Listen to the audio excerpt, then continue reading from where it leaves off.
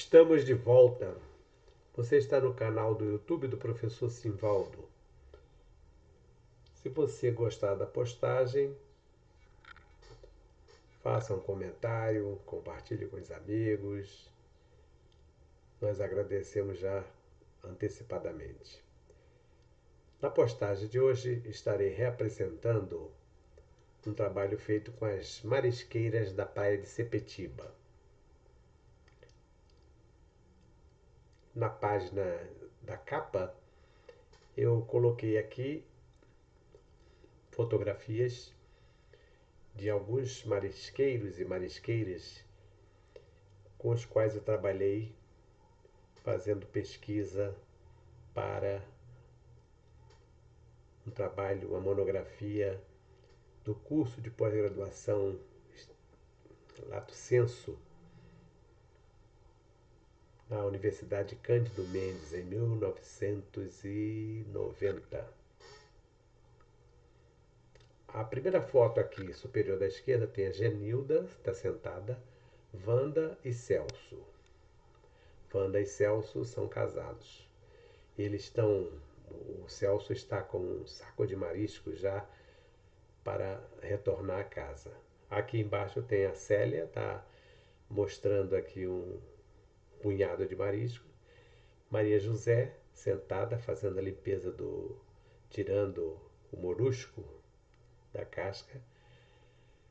A Célia e o Mauri são casados também, vieram caçar o marisco. Arlete e a Janilda. Já de antemão também ficam nossos agradecimentos aqui a essas marisqueiras que prestaram depoimento e participaram conosco dessa pesquisa. Aqui nós temos uma foto, todas essas fotos foram tiradas por mim, do litoral de Sepetiba. O litoral de Sepetiba, onde se encontra o sítio frequentado pelas marisqueiras para o desenvolvimento do seu trabalho de coleta, constitui uma costa baixa e orlada de mangues, com exceção das pequenas extensões ocupadas pelas praias de Sepetiba, Pedra de Guaratiba e outras menores que marcam a presença de seres humanos bem antes da chegada dos europeus. Minhas pesquisas apontaram que um dos pesquisadores, Salles Cunha, localizou cerca de 38 sambaquis no litoral de Sepetiba. Águas tranquilas, embora poluídas. A praia de Sepetiba mede cerca de 2 quilômetros, num estirão quase retilíneo no rumo noroeste-sudeste, até uma espécie de cabo formado de rochas em frente à Ilha do Tatu. Na Ilha do Tatu também existia um sambaqui. É uma praia bastante povoada que ainda recebe temporariamente veranistas de condições mais modestas, embora suas águas estejam poluídas e o banho de mar seja desaconselhável pela FEEMA. As águas são tranquilas porque as ondas oceânicas se quebram na face externa da restinga da Marambaia. Somente os ventos fortes, principalmente os que sopram de sudoeste, ocasionalmente originam ondas que se vão esbater na orla arenosa. Tem uma foto aqui dos marisqueiros retornando para casa e lá no fundo, aqui, os marisqueiros aqui retornando e lá no fundo aqui, ó, o farol da base. Esse morro aqui é o Morro da Faxina, lá que pertence à base aérea, é ocupado pela base aérea de Santa Cruz. Sepetiba sempre foi uma praia frequentada pelas famílias. Até o início da década de 1980, ainda era possível dar uns bons mergulhos nas praias de Sepetiba, Dona Luísa e até mesmo do Cardo, ou Caldas, como preferirem. Dizem antigos pescadores que os camarões eram pegos com as mãos. Nessa época, principalmente nos dias úteis da semana, era possível ver pessoas com os corpos cobertos por lama. Essa é uma foto antiga, da década de 60. Olha, observe, o Fusquinha chegava até aqui à beira da praia. As casas era um local bem provinciano, bem pitoresco. Banhos medicinais antes da poluição. Aqui tem uma imagem tirada do jornal, da revista da Semana, CPT 1949, edição do Natal, acervo professor Simvaldo Souza. Banhista cobrindo o corpo da esposa com lama preta. Tá vendo aqui, ó? A areia é grossa e suja devido à contaminação do lodo que se acumula na Baía de Sepetiba. O lodo é formado de argila, silt e areia fina, contendo muita matéria orgânica, bem como compostos de enxofre, principalmente sulfeto de ferro. Bem antes da implantação dos distritos industriais na Zona Oeste, até pelo menos o final da década de 1960, muitos populares buscavam o banho de mar em Sepetiba com fins terapêuticos, inclusive atendendo prescrição médica. Segundo Silvio Frois de Abreu, na praia de Sepetiba eram atribuídas virtudes medicinais à lama, e muitos doentes de reumatismo e doenças cutâneas para lá se dirigiam para fazer uso dela. Os efeitos terapêuticos, então frequentemente verificados, são devidos à radioatividade das areias dessa praia, que em certos pontos contém apreciáveis quantidades de monazita. Esse texto do Silvio Frois de Abreu é de 1960, portanto, as referências se referem às propriedades medicinais daquela época. Mariscos, base alimentar dos primitivos habitantes de Sepetiba.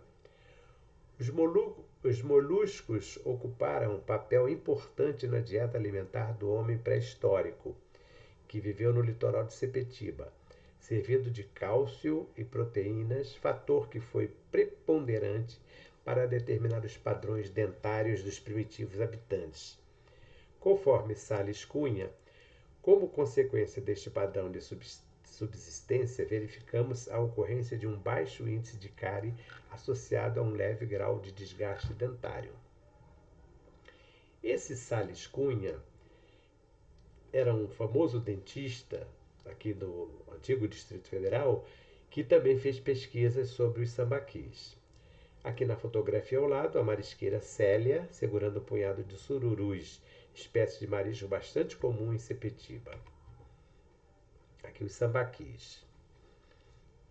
Da relação dos sítios arqueológicos localizados no estado do Rio de Janeiro, elaborada pela equipe coordenada pela professora Maria da Conceição Beltrão, da Universidade Federal do Rio de Janeiro, Museu Nacional, na década de 1970, 38 sambaquis, encontravam-se no litoral da Zona Oeste, entre Sepetiba e Guaratiba, confirmando a presença do ser humano na região 2 milênios antes da chegada dos colonizadores portugueses. Tomando por base o estudo antropológico das populações pré-históricas do sambaqui Zé Espinho, de Guaratiba, vizinha ao sítio onde hoje trabalham as marisqueiras de Sepetiba, podemos inferir que em todo o litoral sepetibano já havia grupos de pescadores e coletores que dominavam uma cultura de cerâmica tupi-guarani, utilizavam utensílios rudimentares feitos com valvas de moluscos, como furadores, raspadores e lâminas pontiagudas polidas, além de praticar rituais funerários e sepultamentos. Aqui é o mole, era uma espécie de pier, foi uma espécie de pier que foi construído para Sepetiba, não é um sambaqui, os sambaquis estão lá por dentro. Então, esses artefatos, principalmente artefatos de pedra e também até do próprio marisco, se encontram no acervo no Museu Nacional, muitos se encontram. E essa urna funerária, inclusive, foi localizada no sítio Zé de Espinho, em Guaratiba, inclusive com um esqueleto dentro. Formação dos sambaquis. A respeito da origem dos sambaquis, os concheiros artificiais, onde foram encontradas as evidências materiais que possibilitaram aos especialistas descreverem a morfologia e o padrão de subsistência das populações pré-históricas de Sepetiba, vale citar o historiador e Frei Gaspar da Madre de Deus. Ele escreveu: povos inteiros, em certos meses, vinham mariscar na costa. Escolhiam entre os mangais algum lugar enxuto, onde se arranchavam e dali saíam como enxames de abelhas a extrair do lodo os testáceos marinhos. É indizível a imensidade que colhiam de ostras e berbilhões, ameijoas, sururus de várias castas e pescaria. O resto secavam e, assim, beneficiado, conduziam para as suas aldeias, onde lhes serviam de alimento por algum tempo. As conchas lançavam a uma parte do lugar onde estavam congregados e com elas formavam montões tão grandes que parecem outeiros, que agora os vê soterrados. Na maior parte deles ainda se conservam inteiras as conchas. Em alguns acham-se machados dos índios, eram de seixos muito rijos, pedaços de panelas quebradas e ossos de defuntos, pois que se algum índio morria ao tempo da pescaria, servia de cemitério e ostreira, na qual depositavam o cadáver e depois o cobriam de conchas. Vejam que esta descrição do Frei, o historiador Gaspar da Madre de Deus, ela acaba correspondendo quase ao trabalho atual, porque essas marisqueiras, elas fazem exatamente isso. Elas recolhem esses mariscos, trazem para a beira, no lugar seco. Olha aqui, elas estão sentadas e aqui elas fazem a separação. Aqui, como eu falei, aquela foto que já foi apresentada, né? Eles retornando para casa já com os mariscos beneficiados. Sepetiba integrava a parte litorânea da fazenda de Santa Cruz, que, sob o domínio dos padres jesuítas da Companhia de Jesus, fundada por Inácio de Loyola, né? Da Companhia de Jesus, no final do século XVI até 1759, constituiu um enorme latifúndio de 10 léguas de terra que iam desde a Marinha à Serra de Matacães, em Vassouras. Expulsos os jesuítas do Brasil em 1760, por ordem do Marquês de Pombal, todas as suas propriedades, incluindo Sepetiba e a fazenda de Santa Cruz, são confiscadas pela coroa portuguesa. Quando a família real chega ao Brasil em 1808, a antiga residência Capela dos Padres Loyolistas é reformada e adaptada para servir como uma residência opcional de veraneio do príncipe regente e dos seus familiares. Aqui tem uma reprodução de uma aquarela do pintor francês Jean-Baptiste Debré, de Sepetiba, 1827. Esta aquarela do Debré, o Debré não tem tantas aquarelas, ele tem mais trabalhos de pintura, mas no trabalho dele principal não consta essa aquarela de Sepetiba. Isso aqui já faz parte de uma relação de trabalhos que foram descobertos posteriormente, né? Eu aqui estou me referindo à Viagem Pitoresca Histórica ao Brasil. Dessa publicação, Viagem Pitoresca Histórica ao Brasil, essa aquarela não fazia parte. Essa aquarela já fez parte de um grupo de 40 trabalhos que foram encontrados depois. E o Debré, ele passa por Sepetiba indo para Santa Catarina, pelo mar. Então aqui vocês observem, Sepetiba, aqui no fundo a Serra de Itaguaí. Desenvolvimento de Sepetiba. A povoação de Sepetiba começava a se desenvolver a partir do final do século XIX, devido à implantação da Companhia de Navegação Rio-São Paulo, que incluía uma linha de bondes de ferro da Companhia Ferrocarril e Navegação Santa Cruz, e os barcos movidos a vapor com o trajeto de Sepetiba até Paraty, com escalas em Itacuruçá, Mangaratiba e Angra dos Reis. Faziam 10 viagens redondas por mês, de acordo com o estipulado no parágrafo 194 da Lei Provincial número 2803, 19 de novembro de 1885, concedendo ainda a subvenção anual de 14 contos 400 mil réis. Aqui tem uma foto do Augusto Malta mostrando o bonde de Sepetiba.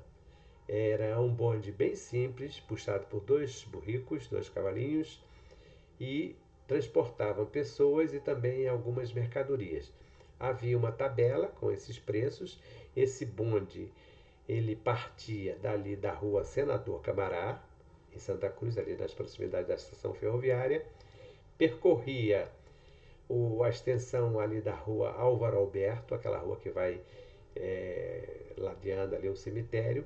Depois entrava na Areia Branca, seguia pela Areia Branca, atual estrada de Sepetiba, até chegar nesse mole, nesse local onde as pessoas desembarcavam. Construção do hangar. O governo provisório de Getúlio Vargas vai empreender um grandioso projeto de saneamento da Baixada de Sepetiba, com abertura de valas, alargamento de canais, retificação de rios, construção de pontes e outras obras de engenharia hidráulica. No ano de 1934, instala-se o hangar para dirigíveis, montado pela empresa alemã Lufthansa Zeppelin, que estabeleceu uma linha aérea regular entre o Brasil e a Europa. Ao ser inaugurado 2 anos mais tarde, o aeroporto foi denominado de Aeroporto Bartolomeu de Gusmão. A expansão das atividades aéreas, embora de curta duração, proporciona um novo desenvolvimento de Sepetiba, porque o hangar fica nas proximidades de Sepetiba. Aqui tem uma abertura do hangar, né? Vinha o Zeppelin, Graf Zeppelin, o Hindenburgo, fazia a ligação de Frankfurt até Recife, uma cidade, um local chamado Jiquiá. De Jiquiá vinha para o Rio de Janeiro, desembarcando em Santa Cruz. Distrito Industrial de Santa Cruz. A partir do final da década de 1960, inicia-se a construção do Distrito Industrial de Santa Cruz, com a instalação da Companhia Termoelétrica de Furnas, da Cozigua, Casa da Moeda, White Martins, Clasurite, Latasa, etc., acelerando o processo de poluição da Baía de Sepetiba, com a decadência da antiga vila de pescadores. Além da gravidade do problema da poluição ambiental, causada tanto pelas indústrias que lançam dejetos químicos na Bahia, como pela inexistência de estações de tratamento de esgoto na região, o assoreamento das antigas praias, decorrente das obras do Porto de Sepetiba, também tem contribuído para dificultar ainda mais a vida dos derradeiros pescadores artesanais e catadores de marisco, que sobrevivem com extrema dificuldade, tendo inclusive que percorrer uma distância considerável no meio da lama para ter acesso às suas embarcações. Aqui tem a área do Distrito Industrial de Santa Cruz. E aqui é a Praia de Sepetiba. E os canais, todos que vão desaguar em Sepetiba, que são, de certa forma, são poluídos. Entrevistas com as marisqueiras. Escolhemos a categoria de marisqueiras em decorrência da própria realidade observada no trabalho de campo. Começávamos a deixar de lado as ideias que havíamos formado no nosso imaginário sentimental e subjetivo e partimos para o desenvolvimento de um trabalho criterioso dentro da objetividade científica. Como escolhemos a linha etnográfica, considerando os depoimentos das marisqueiras, procuramos embasamento teórico na história oral, que nos dias de hoje vem despertando enorme interesse entre os cientistas sociais. Procurando privilegiar não apenas a questão da memória, mas também a chamada história do tempo presente e as trajetórias de vida das marisqueiras, com as quais mantivemos contato nos 3 meses e permanecemos no campo. Então, as nossas conversas, nós sentamos, ouvimos as marisqueiras, elas contaram como é que elas faziam o trabalho muito interessante. Arlete, 60 anos. Trabalha coletando marisco desde os 15 anos. Diz que adora o trabalho, pois já tem um grupo de pessoas amigas que se reúnem para trabalhar junto. Mora em Santa Cruz, na rua Felipe Cardoso, no Rolas. sai de casa por volta das 5 horas da manhã e vem de ônibus. Aqui tem várias fotos da Arlete é viúva, mãe de 7 filhos. O mais velho, se estivesse vivo, estaria com 32 anos. Costuma trabalhar 4 vezes por semana, de segunda a quinta. Geralmente coleta de 4 a 5 quilos de marisco por dia, dependendo da maré. Dona Arlete diz que ainda não enjoou e gosta de preparar o marisco de forma simples, com molho. Hoje nós vamos cozinhar aqui, porque é muita quantidade. E para levar para casa, costuma vender o seu marido nas feiras de Mesquita e Edson Passos. Quer dizer, aqui elas estão fazendo a retirada do molusco das cascas. Depois isso aqui já foi para o fogo, né? Já foi fogo, então aí conforme coloca numa lata, depois de ferver, as cascas abrem e aí esfria e retira o marisco das cascas, o molusco das cascas. Maria José, que tem a foto da Maria José, natural de Maceió, 64 anos, começou a coletar marisco desde criança, na cidade onde nasceu. Aqui no Rio já faz uns 10 anos, diz, que trabalha por necessidade. Mora no Cesarão e leva o marisco para vender na feira de Realengo. Acorda 4 horas da manhã. Chego em Sepetiba 5 e pouco, venho de ônibus, espero as minhas amigas para entrar, porque eu não gosto de vir sozinha. Maria José. Aqui tem várias fotos da Maria José. Vamos até o ponto onde se encontram as ramas de marisco com uma pequena enxada, retiramos e trazemos para a beira da praia para limpar. Coloco tudo na caixa, depois no saco. Ainda faço marisco, porque o meu marido gosta. Uso salsa, cebolinha e coentro. Tem 6 filhos, o mais velho com 35 anos. Diz que o marido também costuma pegar marisco. A filha mais nova tem 30 anos. Então tá aqui a Maria José fazendo a limpeza. Aqui tá vendo? Ela tá fazendo a limpeza do marisco. Sentadinha. Janilda, 51 anos, mora em Sepetiba. Coleta marisco há 11 anos. É natural do Rio Grande do Norte, Natal, separada, tem 3 filhos com 16, 21 e 24 anos. Um com problema de saúde, os outros 2 também costumam ajudá-la no trabalho de coleta. Janilda mora em Sepetiba, vem andando até o local da coleta e depende do marisco para sobreviver. A Janilda relata que é frequente elas se machucarem quando estão tentando retirar as ramas com os mariscos e até mesmo nas pedras. Costuma retirar de 4 a 5 quilos por dia e sai para vender o produto na feira de Nova Holanda, um sucesso, a R$ 8,00 o quilo, mas as pessoas não costumam dar valor. Célia tem 49 anos, atualmente é uma das mais antigas marisqueiras de Sepetiba, trabalhando há 23 anos na coleta de marisco. Costuma vir acompanhada pelo marido Mauri, de 53 anos, que é funcionário público municipal do setor de obras. Célia e Mauri moram em Santa Cruz, na rua Nestor, e diz que já coletaram marisco na Ilha do Tatu, na Ponta do Ipiranga, Praia do Cardo. Agora não tem mais marisco por lá. Eles disseram que esta química que apareceu aí matou muito marisco. Poluição. Dizem que tudo foi por causa da extinta empresa Engá, que lançou sujeira na água da Baía de Sepetiba. Aqui tem Mauri e Célia segurando marisco. Essa empresa Engá, ela ficava na Ilha Grande, nas proximidades de Itaguaí. E houve uma época que rompeu lá a barreira do tanque de decantação e acabou poluindo Sepetiba com esses efluentes químicos que prejudicaram realmente a situação de Sepetiba. Wanda e Celso já estavam encerrando o trabalho de coleta quando cheguei para dar início às entrevistas. Eles chegaram de madrugada e concluíram o trabalho por volta das 11 horas, optando por levar os mariscos ainda nas cascas para concluir o trabalho em casa. Então, enquanto aquelas anteriores estavam fazendo a retirada dos moluscos, eles preferiram levar o marisco inteiro em casa para fazer o trabalho completo em casa. Encerrando aqui, ficam nossos agradecimentos e homenagens às marisqueiras da Praia de Sepetiba, que mesmo diante de tanto desconforto, dificuldades, ausências de apoio do poder público, insegurança e até mesmo a falta de reconhecimento e valorização de tão importante trabalho, continuam acreditando na possibilidade de subsistência e de sustentabilidade. Aqui é o professor Simvaldo do canal do YouTube. Se você gostou, compartilhe e faça comentários. Obrigado e até uma próxima apresentação.